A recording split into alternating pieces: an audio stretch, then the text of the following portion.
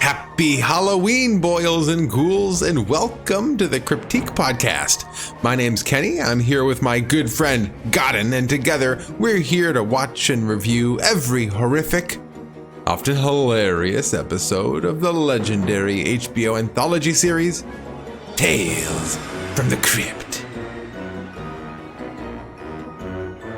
Heyo, and like I said, happy Halloween. This episode is airing on Halloween Day. God, and it's just uncanny. You know, so it's just the way the universe works together with our podcast to bring this episode to you guys on Halloween Day. Happy Halloween. Happy Halloween, Kenny. I know, it was actually so funny how it just lines up. And I'm glad that this wasn't the last episode we watched for a Halloween episode. I'm glad we have a much action-packed episode to talk about for Halloween. This is such a perfect Halloween episode, isn't it? It's got the haunted house story, very, very shining, very House on Haunted Hill, just very, very haunted house, very creepy, ghostly story for Halloween Day. I love this one. And I want to let you all know that today's episode is brought to you by Fanta. I have my Michael Myers edition of Fanta.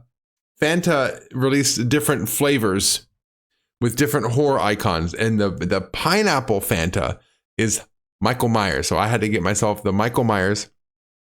They also have Chucky.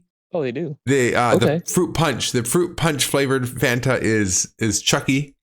They have Five Nights at Freddy's. They have all kinds of different horror editions. So go out there and get your favorite Fanta edition. I'm actually going to do a taste test, Godden. I'm going to do a taste test of the Fanta, of the pineapple. Not sponsored, by the way. Not sponsored. The pineapple Fanta. It smells like a pineapple. That's good.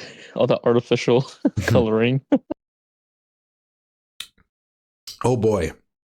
Oh, you know what? That is pineapple. Has a very distinct pineapple aftertaste. I don't know what it is about Michael Myers and Halloween, but whenever I think of Michael Myers and Halloween, my mind goes right to the flavor of pineapple. So I think they picked it right. I don't know why they would pick this flavor. Anyway, I got myself the Fanta, the pineapple Fanta. It's actually not that bad. I'm going to have one more sip before I put this down. Actually pretty good. Just remember, we are not sponsored by Fanta. We just like the Michael Myers. I know, right? It could have been Coke. Could have been Pepsi. It doesn't matter. It's got Michael Myers on it. Anyway, that's my contribution to Halloween, our Halloween episode. Better than me. I just have the Silent Hill shirt. I have a pyramid head. And you started streaming that. Yes, I actually started Silent Hill F, and it's pretty enjoyable so far. When I go back home, I'm gonna play more of it. I want to shoot more of it, so yeah, be more exciting. Yeah, I watched one of your streams on it so far. Yeah. It looks like a good game. I'm still making my way through the Final Fantasy, so it's gonna be a while before I can finally get to streaming another game. Those Final Fantasies, they last for a while. Well, all right, you guys, enough of that. Okay, we are on season 2, episode 16, Television Terror. This aired on July 17th, 1990, and it comes to us from the comic Haunt of Fear. Before we get to it, though, I do want to put out a disclaimer that we are not professionals. We are not any sort of profound intellectuals in the world of reviews or watching Tales from the Crypt. We're just a couple of goofball friends who just love the show and like to talk about it. So we watch the episode, we bring our thoughts here as a place to build a community. So if you want to be part of that community, please message us, comment, like, subscribe, share, all that kind of stuff. Let's grow the community together. And if you have any thoughts that you want to add to ours, I'm more than happy to read through them and share them on our podcast. So please engage with us if you're interested. Also, I want to give a spoiler warning. We're going to go into great detail on this episode, as we do all episodes. So if you don't want to have anything spoiled, go watch the episode on your own and then come back to hear us go on about it. All right. Well, let's start things off with the ancient text inked in human blood, bound in human flesh on the back of the DVD box set. A TV shock journalist gives an on-air tour of an eerie haunted house. Tune in if you dare. That's not bad. That's not a bad recap. I have my own. Oh. Yeah, you do. I have my own. Yeah, Here, you do. A reality TV host, Horton Rivers, sets out to investigate an abandoned house once home to a murderous caretaker who buried her victims in the cellar. At first, the house seems nothing more than derelict. But as filming continues, it begins to take on a life of its own. Desperate for ratings and spectacle, Horton ignores the warning signs and continues the show. Has Horton gone too far and made the house and its previous owner angry? Ooh. Yeah. That's nice. I like that one. Basically a haunted house story. And perfect for this Halloween day. Great episode, great atmosphere all the way throughout. It's even got some pretty fun characters. I like the character of Horton. He's, depicted as a very slimy, sleazy broadcast host. He's a lot of fun, though. You can have a lot of fun with him. So I definitely like him. There's even a side character, the psychic, who I think is actually a pretty funny guy, a pretty fun character to watch. It's got some fun characters. It's got great atmosphere throughout. Like I said, very similar to other haunted house stories, The Shining and House on Haunted Hill, even some Amityville horror in there. So definitely enjoyed the episode. Godden, what are your overall thoughts before we get into it? I think this is a well done episode. I could not find any issues with it. Realistically, like I was just on the thrill for the ride from the get go. I did look up some little trivia. Funny enough, the person that plays Horton, his real name is Morton, and he's an actual TV or news anchor. Oh, he's a news anchor, but he actually does the journalist. He's a journalist, so it's fun that he just plays his role realistically. Yeah, that's it. Yeah, I'm glad you brought that up because he does fit into that character very well. That he very broadcasty when he's doing all of his little TV broadcasts. It's very natural, it seems to him. So yeah, if he's already a broadcaster, that makes a lot of sense. Okay, so the Crypt Keeper intro, it's like we have some TV static, and then it kind of it comes in more clear, and it's the Crypt Keeper. He says, "Hi, Mom. I just love home videos, don't you? Especially when the home is haunted." He says, "Tonight's twisted tale, my dear couch potatoes, is filed under T for television, or should that be terror? Mr. Horton Rivers is about to find out, so stay tuned to this totally titillating tube." So that brings us to the opening panel, and this is basically like a shot from the episode of what I assume the people viewing from home would see. Right?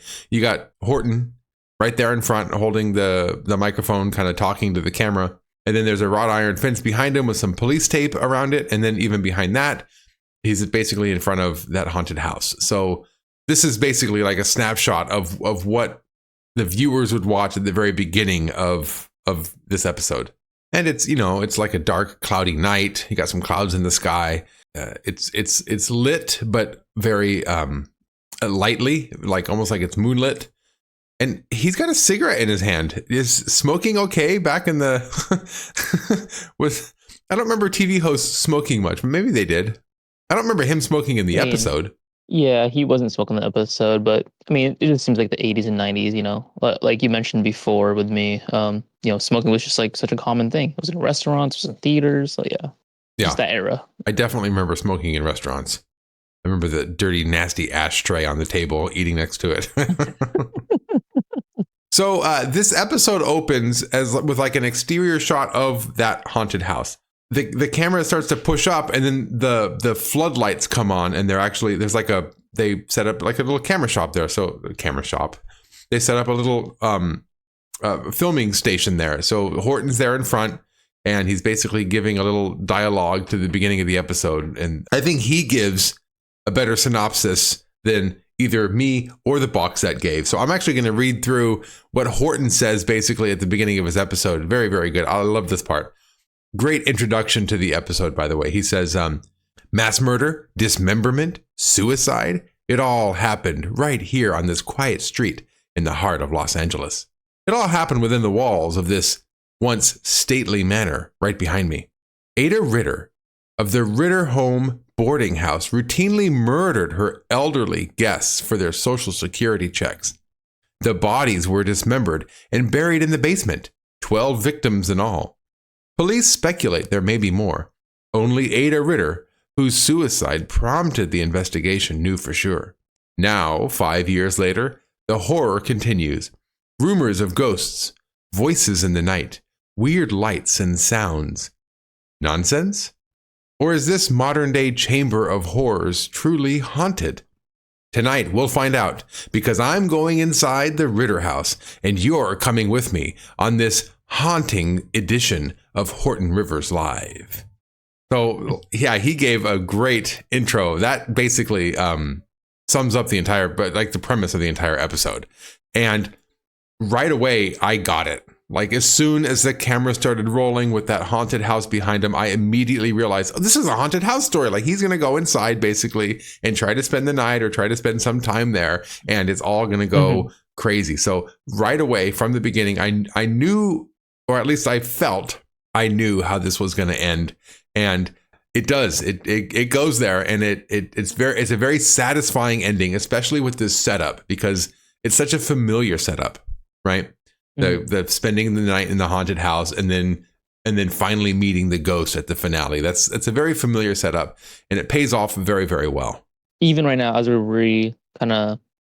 re-reviewing it, it's hard for me to like nitpick and like, oh, was there like a bad moment? Like, no, like I just want to watch the episode and just show everyone, and who's listening as well, just like, let's just want to watch it together, because this is such a good episode. Honestly, it's definitely a top 5 for me. There's no way it's not going to make it. Yeah. I'm very committed to that. No, absolutely. Yeah, I agree. Even this opening setup, like as soon, I think when we were watching it together last week, I just thought like, oh, I get it. Like this is going to be the haunted house story. This is so good.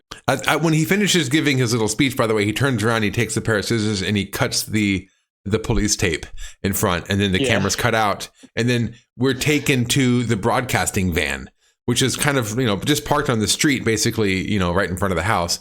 But inside the van, at that point, the producers and everybody inside are just, during commercial break, they're kind of ganging up on Horton, just basically talking trash about him. And rightfully so, because when we get all the behind the scenes moments with Horton, he's such a jerk. He is so like self-absorbed and just willing to just do whatever he has to do to get the good shot or to get the good moment. And he doesn't care about relationships he has with other people. He's very manipulative, and he's very, he just takes advantage of everybody around him. And basically his entire crew is kind of fed up with him. And you see that in all of these behind the scenes moments. So from inside the van, you hear Horton shout, basically, Sam. And Sam is the woman inside. And I think she's either a producer or some sort of a director or something. I don't know. But she basically comes out, and he is very annoyed. Horton says, who's that? And he points to some, grim man all dressed in black, kind of way off to the side. And she says, that's Roland Worcester. He's the psychic. He's the psychic that you ordered. And Horton says he looks more like a mortician. Which, by the way, this character, like I said before, I love this character too, the Roland Worcester, the psychic. He's so good too. But this is a funny moment, though. Right outside the house, they're kind of sitting off to the side, and Sam gives Horton a list of options for his next week's episode. She says there's the Satanist, there's the impotent transvestite, there's the Soldiers of Fortune, a neo-Nazi black group, and there's a story about the breast implants. And Horton says, got any strippers? she says, do you want the strippers that are in the same covenant together, or the ones who use animals? He says, I'll take the nuns. And she responds, well, that's a good choice. They're about as close to heaven as you'll ever get. And then they go on to go back and forth about, he says, what about that group in Paris who took photos of Jim Morrison? She says, yes, they say that they have pictures of Jim Morrison having lunch with Marilyn Monroe. And that's the story that he wants. And he starts to laugh. And she goes, are people actually going to believe that? And he says, they'll believe what I tell them to believe. That's a great line, especially coming from somebody who hosts a television program. And knowing that he also the actor hosts a television program. If you get on TV with a nice suit and tie on and you start talking, yeah, you'll get a lot of people out of the woodwork who just start to believe you, and that could be either used for good or probably mostly used for bad, though. It's definitely a big responsibility, and the fact that he's willing to use that against his audience or use that, just to benefit him only is that gives you insight as to what kind of a person he is. So anyway, they finish with their little moment. Sam goes back into the van, and as they're going live again, Horton's kind of standing back in front of the house. He's got his mic at hand, and he's kind of ready to go for it. And Sam stares into the camera and says, "You extraordinarily putrid waste of human tissue." So she despises this man. Oh, one thing I left out, Godden. Yeah, they're sleeping together. Yeah, like that's why she says that, because she was kind of all aboard with all his like gimmicks, and she was like kind of tolerating his attitude. But after he says that line, what you're about to share, yeah, I think that's why she says, "You putrid waste of human tissue." Yeah, because he says to her, "Yeah, just because you're sleeping with me doesn't mean you get a free ride." So he is absolutely disregarding any relationship he has with anybody at any level, just to get what he wants. And I wonder if he doesn't seem like somebody who would wait to show his true colors. You know what I mean? Like, it's not like she was swooned by some sweet Horton and then suddenly he became a jerk. I think she might have made a deliberate choice to start sleeping with him to try to get ahead in the business. No, it makes sense. I mean, not like it makes sense like that, but like the stereotype where like, back in the day, like, I guess, yeah, like a woman in that kind of position could only move up by sleeping, unfortunately. Like, so she was kind of hoping she gets something out of it, but I do like how her attitude changes after she recognizes, like, yeah, he doesn't care. Yeah. I mean, he is a very forward person and gets what he wants. He could also be manipulating the entire situation to kind of, not seduce her, but just maybe kind of a quid pro quo situation to get her to sleep with him. I don't know. It could be, they don't dive into it. We're talking more about it than the writers probably thought about. But the point is, they're sleeping together and she's not happy about it. So the next scene is they're standing right outside the house now. So they're through the fence. They're standing on the porch, and this is where he has the interview with the psychic Roland Worcester, who's what I think my favorite character. He basically calls the house he calls it a pit of seething evil. And Horton asks, would you go in the house? And he says, "You couldn't pay me to enter that house." And basically Horton says, "Well, that's another professional opinion that we're going to have to ignore to bring you the story." So him and Horton and what's his name? The cameraman, Trap. What was his name? Trip. Was it Trip?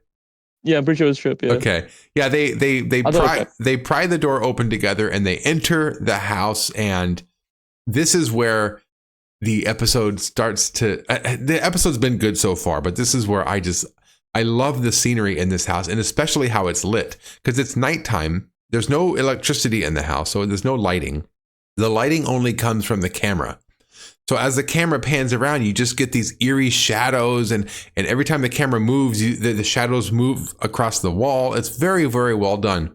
All the furniture is covered up in white sheets, so it gives this very ghostly presence to it, like there's constant shadows and just draped figures all over the place. It looks very creepy. They did a great job with it. I think it looks great inside the house. So it is Trip. I did just double check just to make sure. Okay. But that whole scene when you enter the house, because you mentioned something too when you watched it, like you find it really fun that we get to see the behind the scenes and how like TV production takes place usually. So it's actually nice to see the camera of a camera. So it's like, yeah, you just follow them around the house. Yeah, it is. Awesome. It is nice to get all that behind the scenes and like in between takes. It is neat to see that kind of banter go back and forth. I wonder how accurate that is. It seems to me like it might be accurate with the people in the broadcasting van kind of calling the shots and, okay, go to this camera, now go over there. And then of course he's wearing his earpiece, so they're also talking to Horton at the same time. So is neat. It was neat to see all that. So they're exploring the house. They make their way to the kitchen. And of course, Horton does a great job at just really hamming it up. They walk into the kitchen and they go, this is He says this is where a lot of meals were prepared, but little did they know this would be their last meal. And he makes a big to-do about it. Very, very good dialogue all throughout. There's rats in the in the kitchen, and that, of course, that startles them. But of course, they have to get the close up with the camera on the rats, right? Like anything that happens, basically, they really have to ham it up and really milk it for ratings.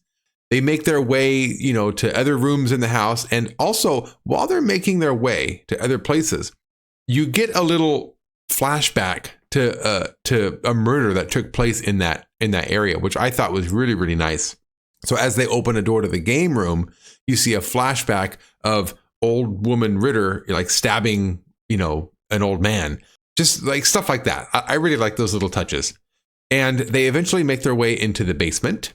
And this is where Ritter is, actually buried the bodies. So there's mounds of dirt that they're kind of, grabbing dirt from. And it's just very, very haunting to know that, that could potentially be where some of the bodies were found. But of course, Horton doesn't care. He just grabs the dirt and just starts playing with it. And then, he makes a big scene about it. And then they cut to commercial. And this is a funny point, too. When they cut to commercial, it goes to a Snuggles commercial. So you actually see 2 or 3 seconds of an actual commercial. I just thought it was funny that they go from this haunted house scene, super eerie, super creepy, very dark lit, very haunting atmosphere, and then suddenly it's a Snuggles commercial with a little teddy bear hugging up on some clean clothes. It's just to ease the viewers back in, if maybe it was too graphic, for them to see that. It's like, oh, maybe it is too spooky, So ease them back in and then come back from commercial and kick the ratings. So after they cut to commercial, Horton gets a call from Sam, and basically Sam saying, look, the show is dragging and they want you to pick up the pace. And he goes, well, what do they want me to do? I think what I'm giving them is great. And she says, you need to spice it up.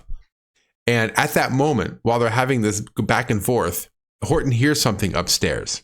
So he and Tripp run upstairs and they start to kind of look around in the little area up there. Hold on, I got another burp coming up. That Fanta's doing the trick, though. I don't usually drink soda this early in the morning. I was going to say, that's unlike of you, but you really wanted to. Well, it's for the Halloween spirit. So they're looking around in this area upstairs, and the camera starts to fizzle out, like it gets all static, and then it goes dead. This happens as they're coming back from a commercial break, so they have to play another commercial. Which again, the behind the scenes look, it was nice because I can see this happening in real life because we've all played. Or we've all watched a show where you feel like this commercial break's going on a little long. This is like 1 or 2 commercials too long than I'm used to. So, this could explain that, if they're having technical difficulties. While this is going on, Horton hears some dripping water, right? While Tripp's trying to get the camera back on, Horton goes to the bathroom where he hears dripping water. He opens up the door and he sees an old man in a bathtub with his throat slit and there's blood coming down from him. And this is definitely some The Shining vibes, right? With that bathtub scene. So very, very eerie, very haunting. I'm not sure if this was written in the comic this way or they deliberately made a scene like this to mirror the Shining, but very, very similar. At this point, he calls the cameraman over. The cameraman looks inside and sees nothing. And this was an interesting moment to me, too. Horton says, didn't you see him? Didn't you see him?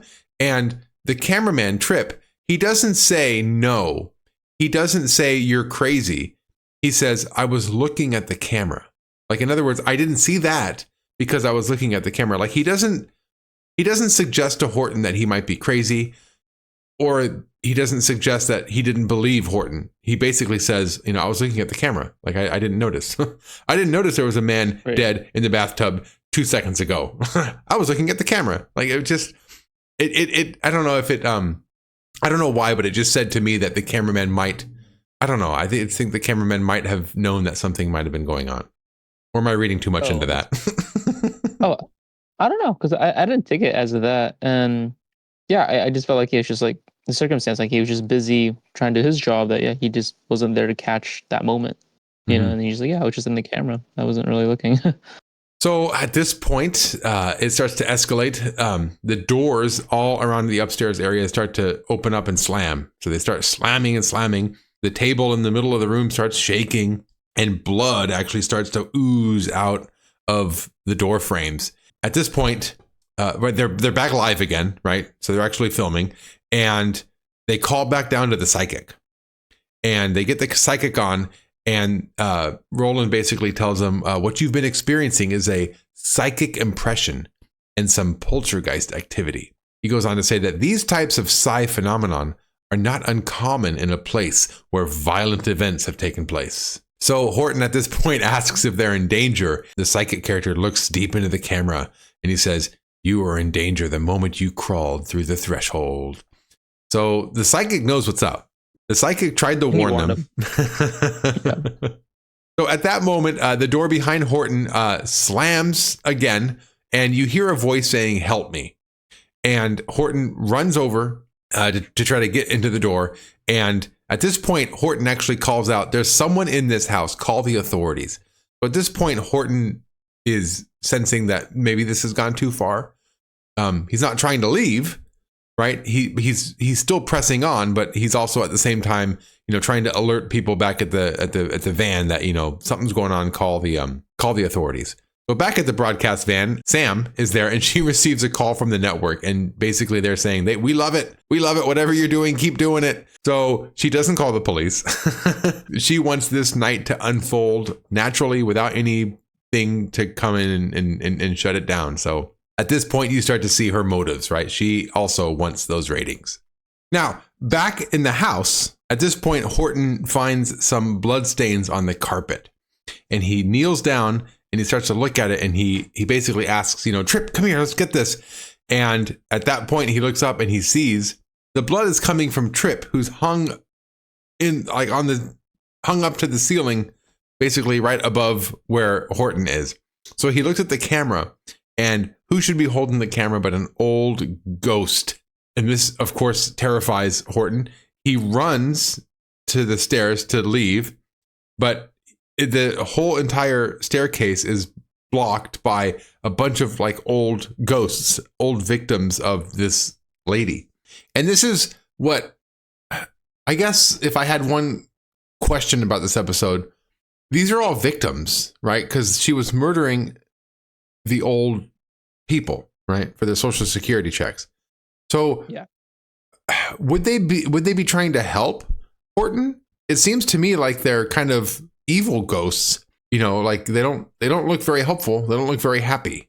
I don't think they were out to get him. I think they're just stuck, in that kind of limbo state of being a ghost with unfinished business. Where they weren't trying to attack him, but they just look scary because there's a bunch of them there with it all their throats or just something that.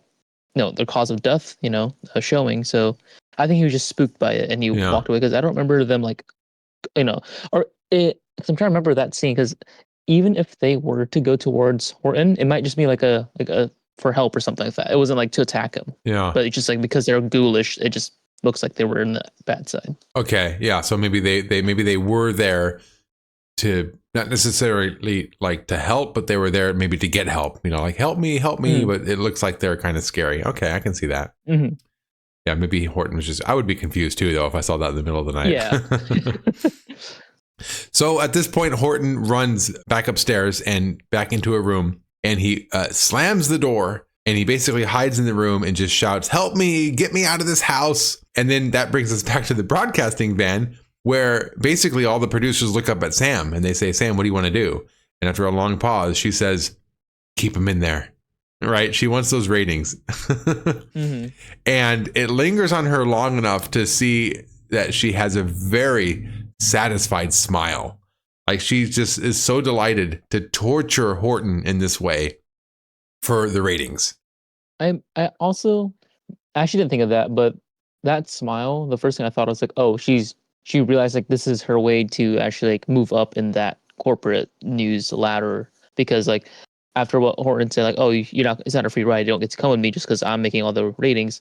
I think she realized this is how she can do it. And she's no, let's just keep doing it because Horton doesn't care about me. So why should I care about him right now if he's in agony? Oh, right. So Yeah. not only does she get to inflict this pain on Horton, who she despises, that, maybe her being responsible for these elevated ratings might help her also move up.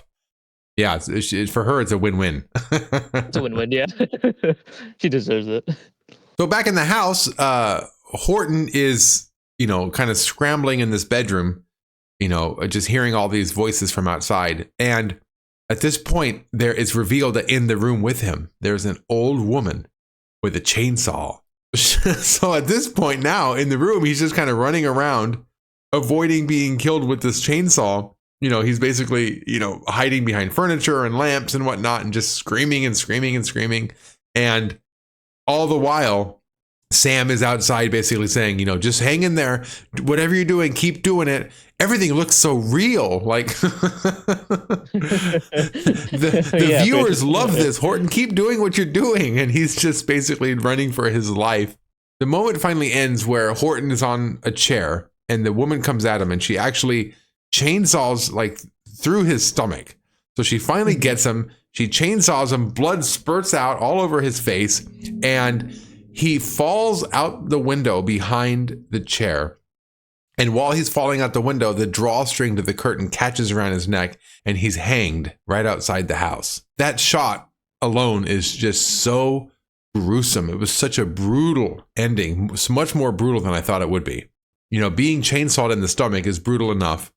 Falling out the window is also brutal enough. But then to be hanged like that was just so grotesque.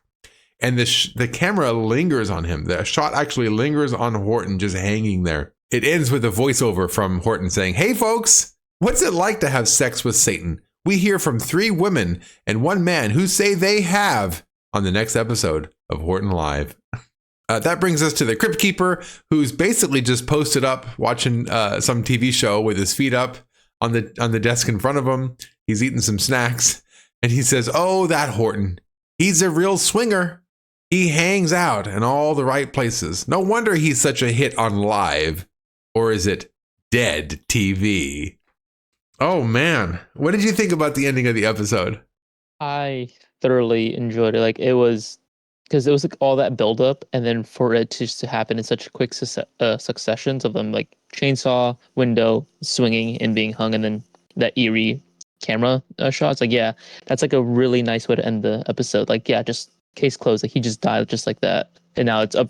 Maybe the cycle, like, "Oh, I told you not to go in there. It's haunted." Right. That's probably what he's gonna say. But yeah, it was well done. I would watch it again and again and again. It was a great episode. Yeah, I liked it too. It was such a good episode. I thought it would be interesting if maybe she never got him with the chainsaw, if she was just chasing him and then he ran and jumped out of the window and got hung like that. Because then you could ask, well, was she actually there or was he just seeing things? Like it would kind of paint that whole picture. But the fact that she did have like a physical effect on his body by, chainsawing his body, that told me that, okay, she really was there and it really was haunted. And you know what I mean? It was more matter of fact. I think if they wanted to make it a little more mysterious, they might just have, just avoid that whole chainsaw thing altogether and have him just, fall out the window. But I still like it. I like the grotesqueness of the blood spurting all over his face. That was good too. So a lot of fun with this episode. Very, very creepy. Very great Halloween episode. If you're in the mood for something for tonight, if you got a little party going on for your little Halloween shindig, yeah, throw this episode on. This is a great one. This is a great one to have on in the background or to watch together with some friends on a Halloween night. I was actually gonna comment on what you just recently said about like if it was real or not. But I think because a psychic sets a poltergeist, I think that's when it really changes it up, because like it's a whole, like different phenomena for different kind of haunted things, like with poltergeists, with like actual like demons and whatnot. Like I think poltergeists, they can use objects. I think that's what it is. Like they can manipulate objects in reality around them. So I think there might have just been a chainsaw in the house, and it, like you said, it was haunted, and they used the chainsaw instead of like being like just a visual scare for him. Yeah. And they did say in the beginning that she would dismember the bodies before she buried them. I wonder if she used that chainsaw to dismember their bodies. Oh, probably. Yeah. I didn't think of that. Yeah. That probably is the case. I already mentioned the other haunted house stories, House on Haunted Hill, The Shining, the Amityville. stuff like that. But what this really, really reminded me of is Halloween Resurrection. I don't know if you're a Halloween fan out there. Halloween Day, Halloween people, while I drink my Halloween Fanta. But in Resurrection, that's the one where they all wear their cameras and they go inside the Myers house, and they basically have to spend the night there. But spoiler alert, Michael Myers is still alive and he's there, and he wipes them all out. Very, very similar to this episode. Not only are they spending the night in this house, right? They're broadcasting, right? It's almost like a first person Blair Witch type style filming, right? So you've got that perspective as well. So it's just so similar in so many ways. I got Halloween Resurrection vibes quite often while watching this. And I wonder how much of Halloween Resurrection took from this, or how much, if they're aware of this episode, and just maybe borrowed from it, or, as far as getting the atmosphere and whatnot. I just thought it was an interesting one. And one last thing I want to mention is that this Ada Ritter character who murders old people for their social security checks and then buries them in her basement. This happened in real life in, I think, the 80s. Dorothea Puente, who lived in Sacramento, also in California, would basically do the same thing. She would house these old folks, right? Murder them and continue to collect their social security checks, and then she buried them in her backyard. And I don't know how many victims it was total, maybe 5 or 6, not 12, but basically the same premise. And I don't know what came first, because this is based on a comic. I don't know if the comic had that premise or if the episode borrowed the premise from that real life event that happened, in the 80s. And this was filmed in the 90s. So that would have been much more of a hot topic. It would have been much more in the, in the zeitgeist of the time. So I suspect the comic might have been different, and then they borrowed that real life story for the premise of this episode. I could be wrong. We're not experts. Don't quote me on this. If you know for sure, go ahead and comment and let us know. I would be curious to know if that was based on the comic, or was it based on the real life? If it was based on the comic, how eerie is that it would be that similar, right, to something that had just happened? That brings us to ratings. Godden, I'm going to give this a 5.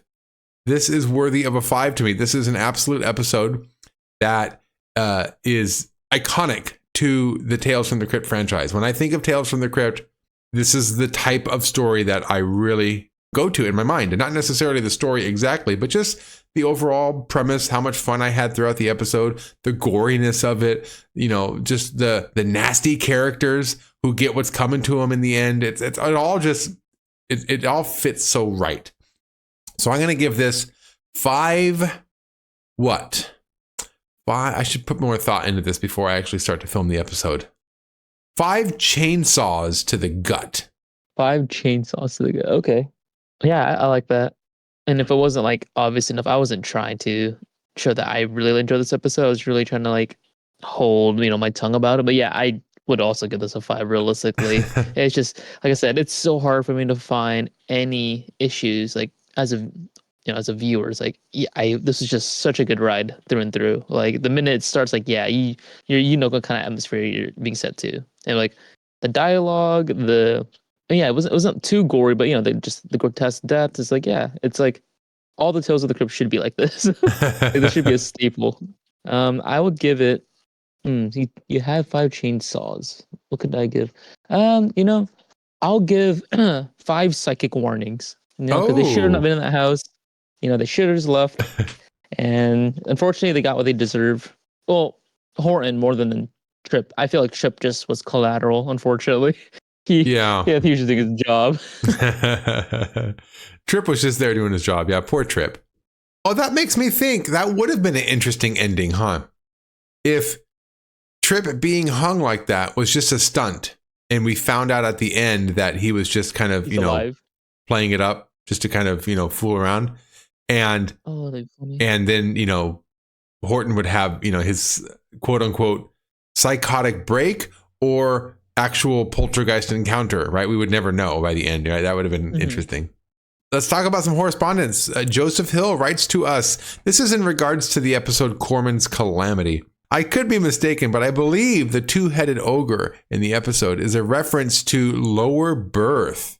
Remember, Lower Birth was with Enoch. He was the two-faced creature or two-faced man. Mm-hmm. He says, although Enoch looks much different in the show, Corman's drawing looks like the comic version of Enoch.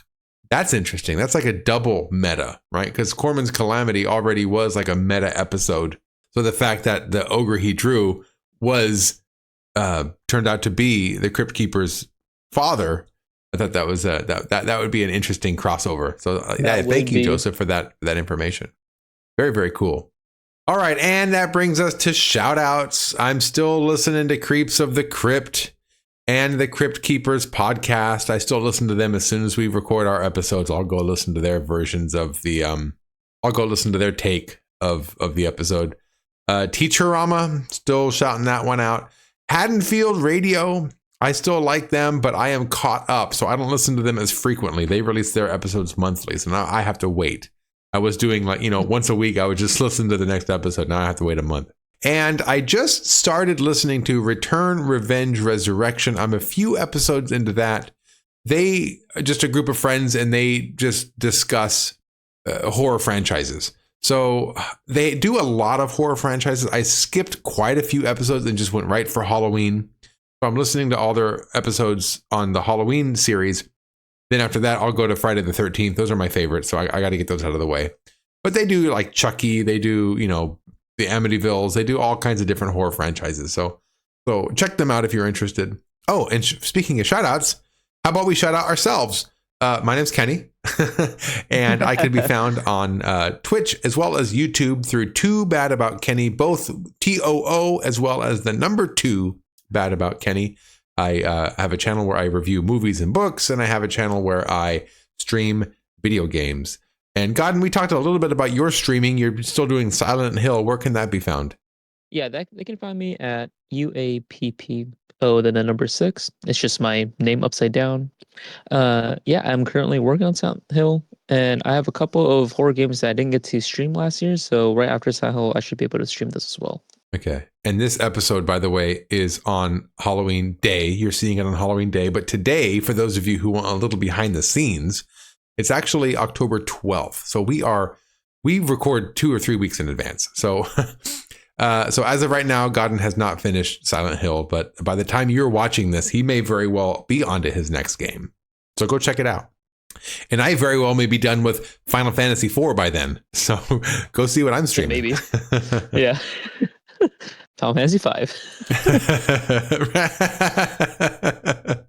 That's 6, right? You have 6 you have to go through? Yeah, I have 6 I have to go through, yeah. So I'm on number 4, and next is 5, and then 6, yeah. But you know what? I may need a break. This is the 4th game, the 4th Final Fantasy in a row that I'm playing. So I think I do want a break. So the future Kenny knows if I'm taking a break or not, but not yet. I don't know what I'll be playing next. So for those of you who are following along with us and want to watch along with us, we are going to be watching season 2, episode 17, My Brother's Keeper. And I remember this episode. This is one of those that I remember pretty well. So I do like this upcoming episode. Is it a 5? I couldn't tell you right now. I have to watch it again to be sure, but I do remember the premise of this episode, and I remember enjoying it back when I was watching it. So we'll see if it stands the test of time. We'll see if I enjoy it this time through. Godden, any last words? Have a safe Halloween. You always hear about those stories like razors and apples and whatnot, or Snicker bars. Just have a fun Halloween, guys. Just be safe. Yeah, have a fun Halloween. If you have kids, it's okay to let them go trick-or-treating with some of their friends. Just make sure that they're not eating candy that's unwrapped. Make sure it's all sealed and wrapped. Yep. All right, everybody. Happy Halloween. Have a safe Halloween. And until next time, boils and ghouls, enjoy your holiday. Bye-bye, everybody. Well, how was that for a scream, boys and ghouls?